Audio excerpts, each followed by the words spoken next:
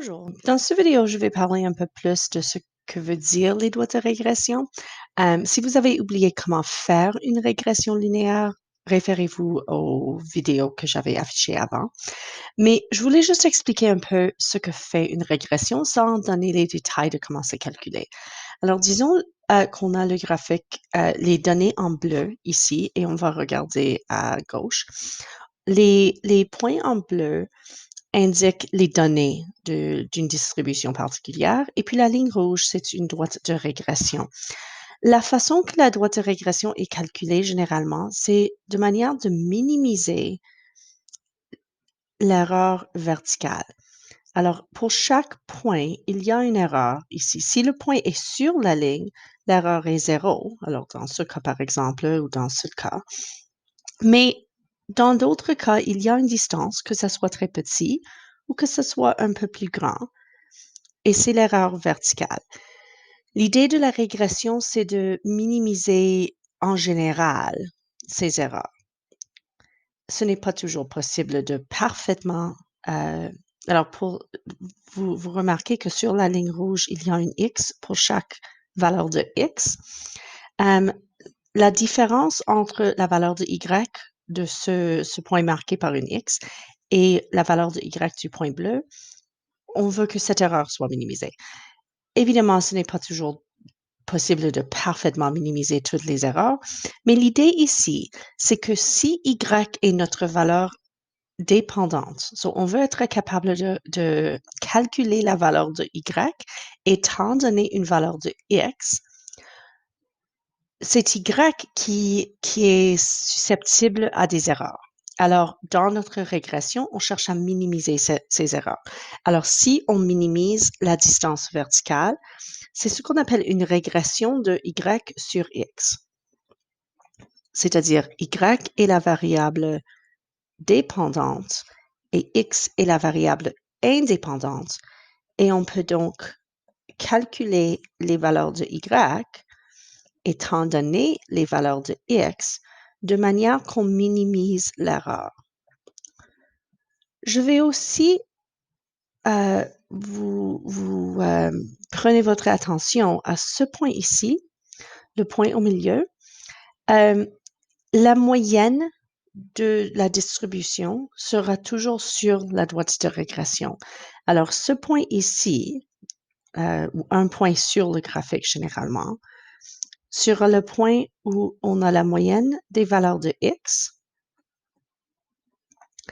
et la moyenne des valeurs de Y. Il y a une notation pour ça, c'est X avec une barre et Y avec une barre. Que ce point est toujours sur la régression. All right. Dans l'autre cas, non, c'est le même graphique, mais je veux illustrer autre chose. Disons que c'est changé parce que dans certains contextes, c'est très évident quelle est la valeur indépendante et quelle est la valeur dépendante. Mais dans d'autres contextes, ce n'est pas du tout clair et c'est juste un choix. Alors, dans ce cas, si on a des valeurs données de Y et on veut être capable de prédire ou de déterminer des valeurs probables de X, ce n'est pas la distance verticale qu'on veut minimiser, mais plutôt la distance horizontale, et que pour chaque point, il y aura une distance horizontale à minimiser. Si on veut minimiser la distance horizontale, c'est-à-dire on veut être capable de prendre une valeur de Y et de l'utiliser pour estimer une valeur de X, ça vaut mieux faire une régression de X sur Y. Alors, dans nos calculatrices, on a la possibilité de changer. On met les données dans la liste 1 et la liste 2, mais on a le choix de quelle liste va représenter les valeurs de X et quelle liste va représenter les valeurs de Y. Et ça dépend de ce qu'on veut faire avec les données. Si on veut utiliser, si on connaît des valeurs dans la liste 1 et on va les utiliser pour estimer liste 2, on va utiliser liste 1 comme X. Si on a des données en liste 2 et on veut les utiliser pour estimer des valeurs en liste 1, on fait une régression avec la deuxième liste comme valeur dépendante. On change quelle est comme valeur indépendante, pardon. Si on veut utiliser Y comme la variable indépendante, on va toujours le faire. Now, ça peut devenir un peu mélangé parce que dans vos calculatrices, ça va toujours nommer la variable indépendante comme x. So, ce que dit la calculatrice, c'est que x, c'est la variable indépendante. Mais si je vous ai donné une graphique comme ceci où j'ai les valeurs de y, mais je veux les utiliser comme des variables indépendantes, la calculatrice va donner une équation avec x.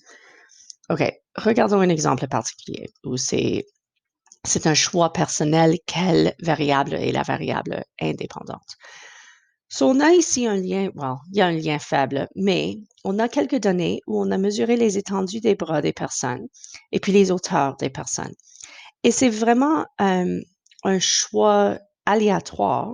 Quelle est la variable indépendante? Est-ce que la hauteur dépend de l'étendue des bras ou est-ce que l'étendue des bras dépend de la hauteur?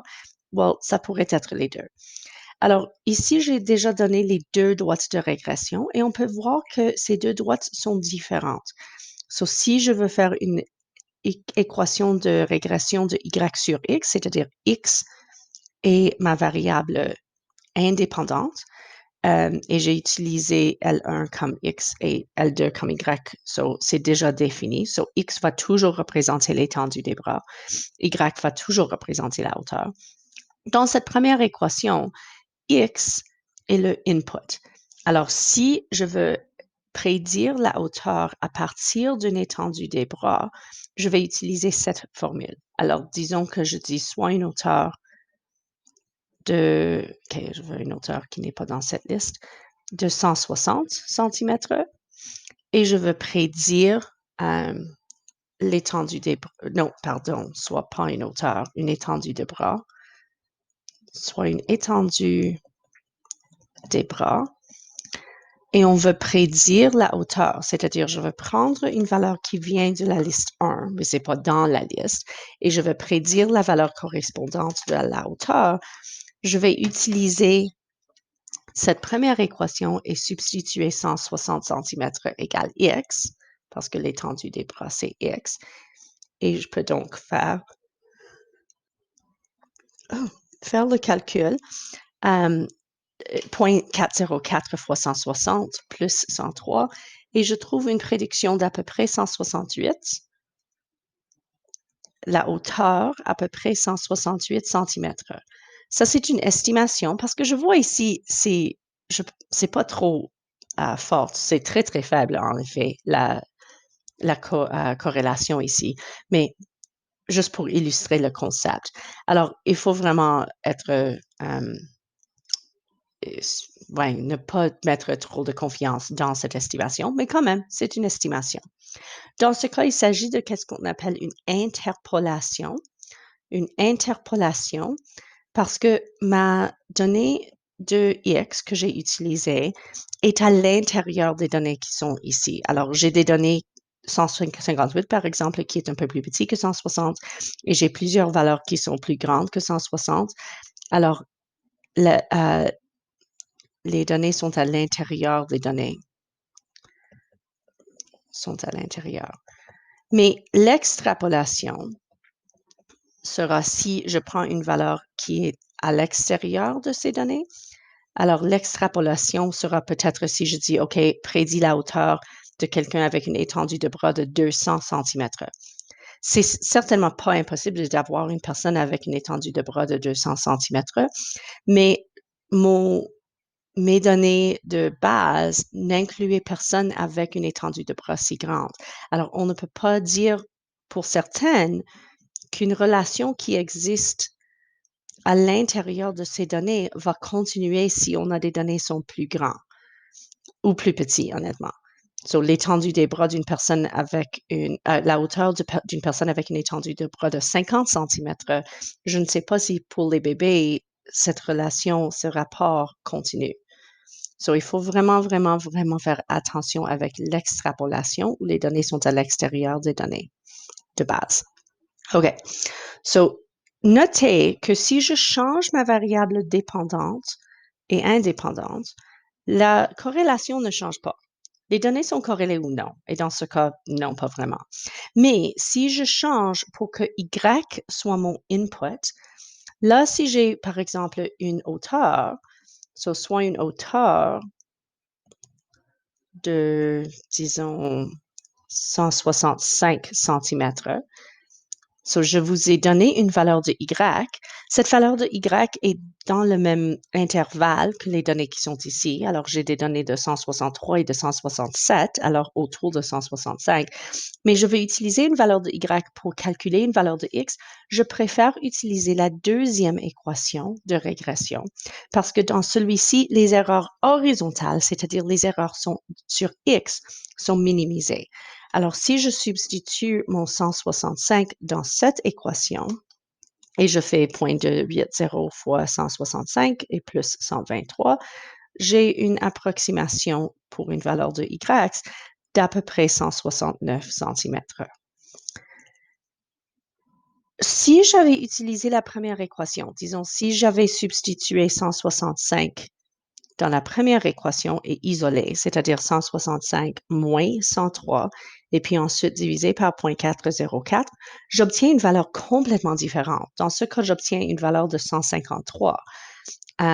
Alors, ça fait une grande différence quelle équation de régression on utilise et on préfère utiliser celui-ci où notre input est vraiment la valeur indépendante de la régression. Juste pour illustrer ce que j'avais mentionné tout à l'heure au sujet des moyennes.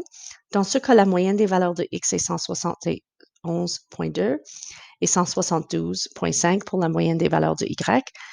Si on substitue ces deux points dans les deux équations, on va trouver que les deux sont présentes. Alors, il y a des problèmes d'arrondissement ici, mais en généralement, si je dis, OK, j'avais l'équation y égale 0,404 fois x, je mets la moyenne de x, plus 103. Je devrais trouver plus ou moins exactement, mais encore une fois, parce que ces valeurs sont des valeurs arrondies, ça ne va pas être exact. Mais dans ce cas, je trouve à peu près le 172 points. Dans ma calculatrice ici, je trouve 0,2, mais si j'avais utilisé des valeurs non arrondies pour l'équation, j'allais trouver exactement la moyenne des Y.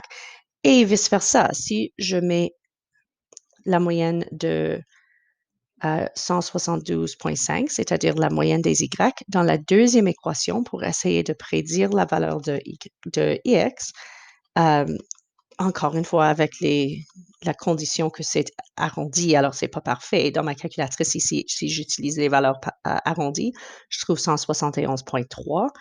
Mais si j'avais utilisé les valeurs non arrondies, je trouve la moyenne exacte.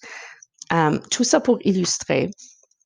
Les deux équations sont différentes. Les deux équations vont passer par des points différents, mais les deux vont passer par la moyenne. Et n'importe quelle équation de régression va toujours passer par la moyenne des deux des deux ensembles de données. Si jamais vous avez besoin de trouver une ligne la mieux ajustée pour un ensemble de données et vous n'avez pas accès à une régression formelle, une chose que vous pourriez faire, c'est d'assurer au moins que la ligne que vous allez peut-être dessiner juste à la main par inspection, que vous trouviez la moyenne de X et la moyenne de Y et que votre droite devrait passer par ce point.